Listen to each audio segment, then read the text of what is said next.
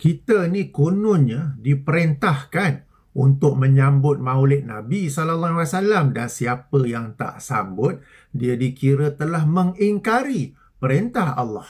Alamak. Tuan-tuan dan puan, Assalamualaikum warahmatullahi wabarakatuh.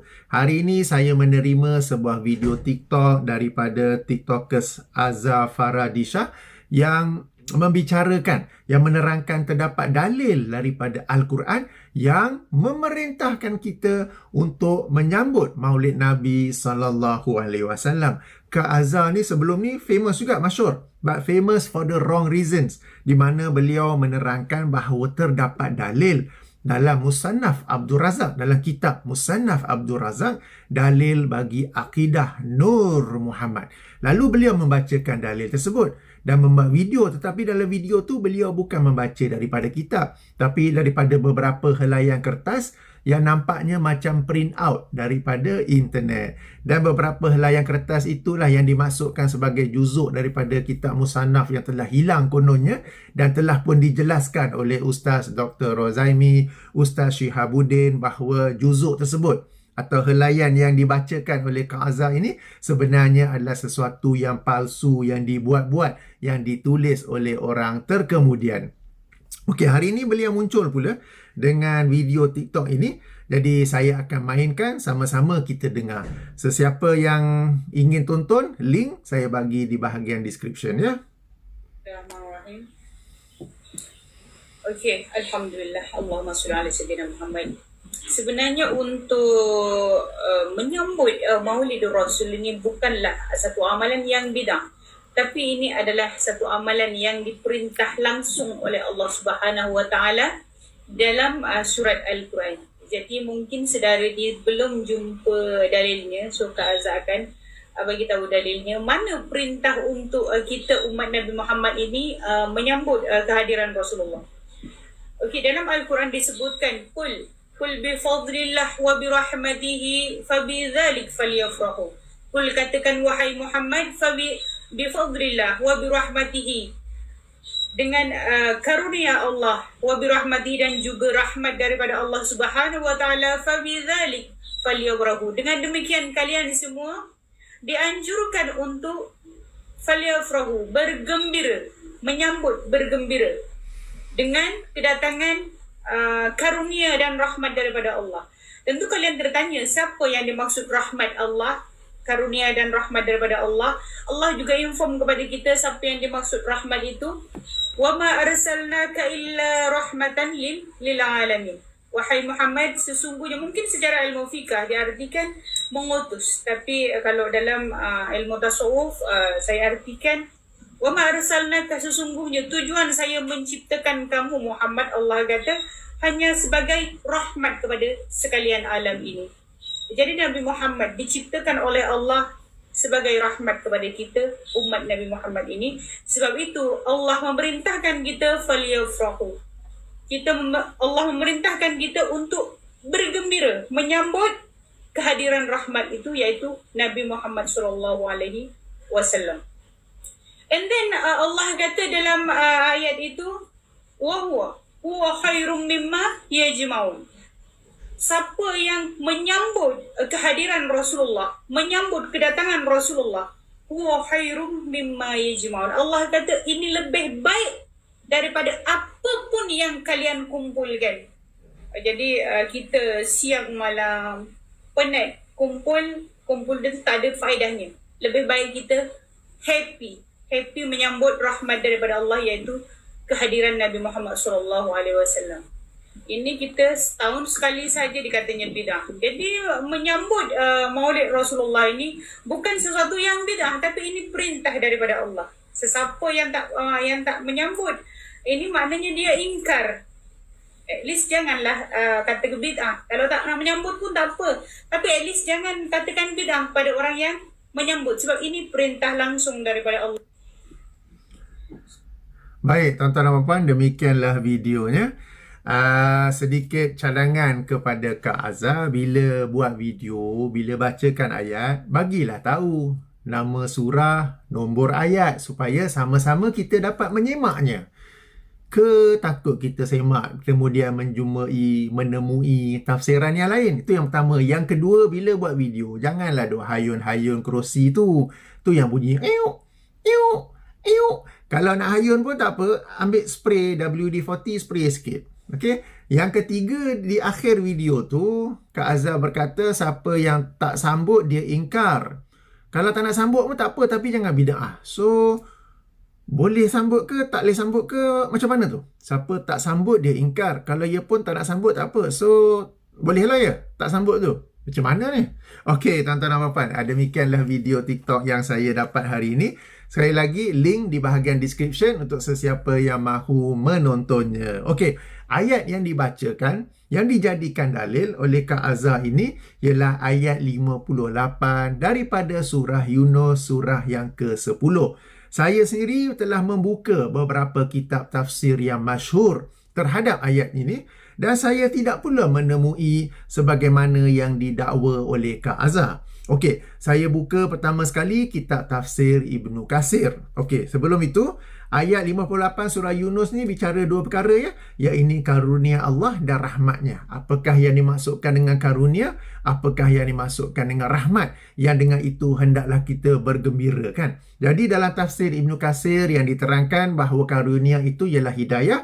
Sementara rahmat itu merujuk kepada Islam sebagai agama yang hak. Tidak langsung disebut bahawa ayat ini merujuk kepada Muhammad sallallahu alaihi wasallam, apatah lagi ayat ini menjadi dalil untuk kita sambut Maulid Baginda. Okey, kemudian saya buka pula tafsir Al-Qurtubi. Ada 3 tafsiran yang dekat-dekat. Pertama mengatakan bahawa karunia ialah Al-Quran, sementara rahmat ialah Islam. Tafsiran yang kedua berkata karunia ialah Al-Quran, sementara rahmat ialah Allah menjadikan kita ni sebahagian daripada Al-Quran. Berarti kita ni sentiasa membaca, sentiasa mentadabbur Al-Quran. Tafsiran yang ketiga menerangkan bahawa karunia ialah Islam, sementara rahmat ialah Al-Quran. Sekali lagi dalam tafsir Al-Qurtubi yang sangat masyhur ini tidak diterangkan bahawa ayat ini merujuk kepada Rasulullah sallallahu alaihi wasallam, apatah lagi untuk dijadikan dalil perintah untuk sambut Maulid. Okey, kemudian saya buka pula tafsir At-Tabari. Sekali lagi, 2 tafsiran yang hampir sama. Tafsiran pertama bahawa karunia merujuk kepada Islam, sementara rahmat merujuk kepada Al-Quran. Tafsiran yang kedua, karunia merujuk pada Al-Quran, rahmat merujuk pada Islam. Dia sama, tapi mungkin dia punya sequence tu lain sikit. Sekali lagi, dalam kitab tafsir yang besar ini, tidak diterangkan bahawa ayat ini merujuk kepada Rasulullah sallallahu alaihi wasallam, mahupun ia menjadi dalil untuk kita sambut Maulid Baginda ya. Lalu kat mana pula yang kata ayat ini merujuk kepada Rasulullah sallallahu alaihi wasallam? Jadi saya cari-cari dan saya jumpa dalam sebuah kitab tafsir oleh Imam As-Sayuti. Imam As-Sayuti ni sebelum ni masyhur dengan tafsir Jalalain, tetapi beliau ada memiliki kitab tafsir yang lain yang berjudul Ad-Durrul Al-Mansur fi At-Tafsir bil Ma'sur. Okey, dan ini adalah kitab tafsir yang besar di mana beliau menghimpun riwayat-riwayat daripada generasi salafus soleh tentang tafsiran bagi sesuatu ayat. Jadi sekarang ini di hadapan laptop saya ialah tafsir Ad-Durrul Al-Mansur fi At-Tafsir bil Ma'sur. Okey, kita rujuk jilid 4, muka surat 367, tafsir bagi ayat 58 surah Yunus. Okey, jadi dia dimulakan dengan tafsiran ataupun penjelasan tentang beberapa cara qiraat dan kemudian masuk pula kepada maksud. Maksud yang dimaksudkan dengan karunia ataupun yang dimaksudkan dengan rahmat. Ada 2 perkara kan? Okey, riwayat yang pertama. Riwayat yang pertama dikeluarkan oleh Abu Al-Syekh dan Ibnu Mardaweh daripada Anas radhiyallahu anhu bahawa karunia dan rahmat, karunia itu merujuk kepada Al-Quran, sementara rahmat itu adalah menjadikan kita ini ahli kepada Al-Quran. Tafsiran yang kedua dikeluarkan oleh Sa'id bin Mansur dan Ibnul Munzir dan Al-Baihaqi daripada Ibnu Abbas radhiyallahu anhuma bahawa yang dimaksudkan dengan karunia ialah kitabullah, iaitu Al-Quran, sementara yang dimasukkan dengan rahmat ialah Islam. Tafsiran yang ketiga dikeluarkan oleh Ibnu Jarir dan Ibnul Manzur dan Ibnu Abi Hatim dan Al-Baihaqi daripada Ibnu Abbas radhiyallahu anhuma bahawa yang dimasukkan dengan karunia ialah Islam, sementara rahmat ialah Al-Quran. Tafsiran yang keempat dikeluarkan oleh Ibnu Abi Shaybah dan Ibnu Jarir dan Ibnul Manzur dan Ibnu Abi Hatim dan Al-Baihaqi daripada Ibnu Abbas bahawa yang dimaksudkan dengan karunia ialah Al-Quran, sementara rahmat ialah menjadikan kita ini ahli kepada Al-Quran. Tafsiran yang kelima, tafsiran kelima saya jumpa, dikeluarkan oleh Abu Al-Syekh daripada Ibnu Abbas bahawa yang dimasukkan dengan karunia Allah ialah ilmu dan rahmat, merujuk kepada Muhammad sallallahu alaihi wasallam berdalilkan ayat 107 surah Al-Anbiya, wa ma arsalnaka illa rahmatan lil alamin. Okey. Jadi ada tafsiran sebagaimana yang selari dengan apa yang dibawakan oleh Kak Azhar. Cuma Kak Azhar kata tadi apa? Karunia dan rahmat merujuk pada Muhammad sallallahu alaihi wasallam. Padahal di sini karunia merujuk pada ilmu, rahmat merujuk pada Muhammad sallallahu alaihi wasallam. Tapi nanti dulu, ada beberapa lagi tafsiran. Seterusnya, keenam, dikeluarkan oleh Ibnu Abi Shaybah daripada Salim radhiyallahu anhu bahawa yang dimasukkan dengan karunia ialah Islam dan yang dimasukkan dengan rahmat ialah Al-Quran. Yang kesembilan dikeluarkan oleh Ibnu Abi Shaybah dan Ibnu Jarir daripada Mujahid bahawa yang dimasukkan dengan karunia dan rahmat ialah Al-Quran. Yang kesembilan dikeluarkan oleh Ibnu Jarir dan Al-Baihaqi daripada Zaid bin Aslam bahawa yang dimasukkan dengan karunia Allah ialah Al-Quran, sementara rahmat Allah ialah Islam. Tafsiran yang ke-10 dikeluarkan oleh Ibnu Jarir dan Al-Baihaqi daripada Hilal bin Yasar radhiyallahu anhu bahawa karunia itu ialah Islam yang dihidayahkan kepada kalian, sementara rahmat adalah Al-Quran yang diajarkan kepada kalian. Riwayat yang ke-11 dikeluarkan oleh Ibnu Jarir dan Al-Baihaqi daripada Hilal bin Yasar juga bahawa yang dimasukkan dengan karunia Allah ialah Islam, sementara rahmatnya merujuk kepada Al-Quran. Demikian juga yang dikeluarkan oleh Ibnu Jarir daripada Al-Hasan, yakni Al-Hasan bin Basri dan juga Qatadah. Dan seterusnya, dah nombor berapa? 12 ke 13. Okey, tak apa. Dan dikeluarkan oleh Al-Khatib. Di sini merujuk pada Al-Khatib Al-Baghdadi dan Ibnu Asakir daripada Ibnu Abbas bahawa yang dimasukkan dengan karunia Allah ialah Nabi Muhammad sallallahu alaihi wasallam, sementara yang dimasukkan dengan rahmatnya ialah Ali bin Abi Talib. Jadi itu tuan-tuan dan puan-puan, lebih kurang 12 ataupun 13 riwayat yang dikemukakan. Majoritinya berkata ia merujuk kepada Al-Quran dan Islam, sementara minoriti berkata ia merujuk kepada Muhammad sallallahu alaihi wasallam. Jadi alangkah indahnya jika Kak Azhar ini daripada awal menerangkan bahawa salah satu tafsir bagi ayat 58 surah Yunus ini merujuk kepada Muhammad sallallahu alaihi wasallam. Salah satu, tadi kita baca banyak riwayat kan? 12, 13 ke 14 tadi kan? Kebanyakannya merujuk pada Al-Quran dan Islam, atau Islam dan Al-Quran. Hanya ada dua yang merujuk kepada, yang berkata ia merujuk kepada Muhammad sallallahu alaihi wasallam. Okey, anda kata kita nak ambil pandangan minoriti bahawa ayat 58 surah Yunus ini merujuk kepada Nabi Muhammad sallallahu alaihi wasallam. Persoalannya, apakah ia menjadi dalil untuk kita menyambut Maulid Baginda? Apakah ia sebagaimana perintah Allah kan, maka bergembiralah? Apakah cara bergembira itu? Ialah dengan menyambut Maulid Nabi sallallahu alaihi wasallam.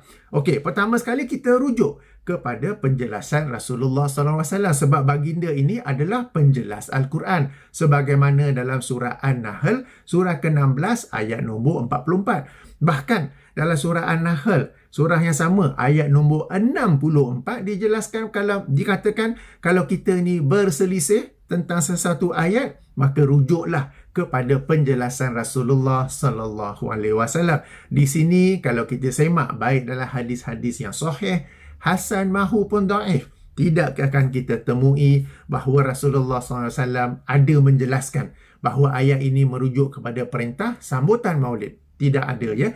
Demikian juga oleh para sahabat, para tabi'in, para tabi'in, generasi salafus soleh. Mereka ini adalah sebaik-baik umat. Mereka ini hidup amat dekat dengan zaman turunnya Al-Quran, dengan zaman hidupnya Rasulullah sallallahu alaihi wasallam. Mereka sendiri tidak memahami ayat ini sebagai dalil, sebagai perintah untuk menyambut Maulid Nabi sallallahu alaihi wasallam. Jika sebagaimana yang Kak Azhar itu tadi kata, saya tunjuk ni lah. Okey, dia kata siapa yang tak sambut berarti dia ingkar, berarti para sahabat ingkar, tabi'in ingkar, tabi'in ingkar, Rasulullah pun ingkar kot pada ayat ni. Wih, serius tu. Okey, jadi bagaimana sepatutnya kita mengamalkan ayat ini? Bagaimana sepatutnya kita mempraktikkan ayat ini? Bagaimana sepatutnya kita bergembira seandainya yang dimaksudkan dengan karunia dan rahmat dalam ayat 58 surah Yunus ini merujuk pada Muhammad sallallahu alaihi wasallam. Kita bergembira dengan cara kita beriman kepada baginda. Kita menerima semua ajaran baginda. Kita taat sekadar mana yang mampu dan kita meninggalkan sekadar yang mampu apa yang beliau larang. Kita taat apa yang beliau perintah dan kita tinggalkan apa yang baginda larang. Dan termasuk dalam ciri-ciri orang yang bergembira, orang yang menerima Muhammad sallallahu alaihi wasallam ni sebagai satu karunia, sebagai satu rahmat, dan mereka bergembira dengannya ialah mereka akan merasa cukup dengan apa yang dibawa oleh Rasulullah sallallahu alaihi wasallam. Mereka tidak akan membuat-buat bid'ah. Sebab kalau kita dah bergembira dengan Rasulullah sallallahu alaihi wasallam dan kita beriman bahawa baginda ini adalah karunia Allah kepada kita, rahmat Allah pada kita, kenapa nak buat-buat ajaran lain pula? Kenapa nak buat akidah-akidah yang baharu pula? Kenapa nak buat ibadah-ibadah yang baharu pula? Kan? Jadi cara kita bergembira, cara kita beriman bahawa baginda adalah karunia, adalah rahmat Allah kepada kita, ialah kita menerima ajaran baginda tanpa membuat-buat bid'ah lagi. Jadi ayat ini seandainya nak kata betul, yang merujuk pada Rasulullah sallallahu alaihi wasallam, ia menjadi dalil bahawa kita membadai, kita bercukup dengan apa yang dibawa oleh Rasulullah sallallahu alaihi wasallam dan kita meninggalkan dan menjauhi semua bentuk bid'ah. Kerana kalau kita terima bid'ah, kena pula panggil bid'ah tu hasanah, berarti kita tak gembira lah dengan Rasulullah ni. Kita tidak bergembira lah, kita taklah menerima baginda sebagai satu karunia, sebagai satu rahmat. Okey, jadi tuan-tuan dan puan-puan, itu yang ingin saya sampaikan. Okey, tak apa. Sebelum berakhir, beberapa kesimpulan. Beberapa kesimpulan. Pertama sekali, ayat 58 surah Yunus. Majoriti para sahabat ataupun para ahli tafsir daripada kalangan generasi salafus soleh menafsirkannya sebagai merujuk kepada Al-Quran dan Islam atau Islam dan Al-Quran. Mereka tidak merujuknya kepada Rasulullah sallallahu alaihi wasallam, apatah lagi untuk menjadikannya dalil perintah untuk menyambut Maulid Nabi sallallahu alaihi wasallam. Okey, yang kedua, ada pandangan minoriti yang berkata ia merujuk kepada Rasulullah sallallahu alaihi wasallam. Pun begitu, ia bukanlah dalil untuk menyambut ataupun dalil perintah menyambut Maulid Nabi sallallahu alaihi wasallam. Kerana baginda sallallahu alaihi wasallam adalah penjelas Al-Quran. Para sahabat, para tabi'in, tabi'in, generasi salafus soleh adalah mereka yang paling memahami Al-Quran. Tetapi mereka tidak memahaminya sebagai dalil untuk perintah menyambut Maulid Nabi, sehingga bila mereka tidak menyambutnya, mereka ni dikira telah pun mengingkari perintah Allah Subhanahu wa Ta'ala. Oleh itu, tuan-tuan dan puan-puan, andai kata kita ingin menerima bahawa ayat 58 surah Yunus ini merujuk pada Muhammad sallallahu alaihi wasallam, ayuh kita bergembira dengan baginda. Ayuh kita menerima baginda sebagai satu karunia, sebagai satu rahmat daripada Allah dengan beriman kepada baginda, menerima keseluruhan ajaran baginda, taat pada perintah baginda, larang daripada perintah baginda, dan kita juga membuktikan bahawa kita menerima baginda sebagai satu karunia, rahmat, dan kita bergembira dengannya dengan cara meninggalkan bid'ah sejauh-jauhnya. Sebab bagaimana mungkin seseorang itu berkata dia bergembira dengan kehadiran Rasulullah SAW, bagaimana mungkin seseorang itu dikata dia menerima Rasulullah ni sebagai satu karunia, sebagai satu rahmat daripada Allah, jika dia pada waktu yang sama mengamalkan bid'ah serta mempromosikannya lagi, baik bid'ah dari sudut akidah seperti Nur Muhammad maupun bid'ah dari sudut ibadah-ibadah dan amal-amal yang lainnya. Jadi tuan-tuan dan puan-puan, dalam subjek Maulid Nabi ini sebenarnya saya ada beberapa video yang lain, link saya bagi di bahagian description. Oleh itu jemput tonton supaya kita dapat faham dengan baik sambutan Maulid Nabi ini, kenapa ia sebenarnya tak patut kita sambut. Kita buktikan kecintaan kita kepada Rasulullah SAW bukan dengan cara menyambut happy birthday, tetapi dengan cara, macam saya katakan, kita beriman dengan baginda, kita mengamalkan ajaran baginda, kita meninggalkan larangan baginda, dan kita juga meninggalkan apa-apa perkara baharu yang sebenarnya akan mencemari ketulinan sunnah baginda, sehingga akhirnya menghilangkan sunnah itu, sehingga orang pula menganggap bid'ah itulah perkara yang betul. Okey, subhanakallahumma wa bihamdika asyhadu an la ilaha illa anta astaghfiruka wa atubu ilaika. Assalamualaikum warahmatullahi wabarakatuh.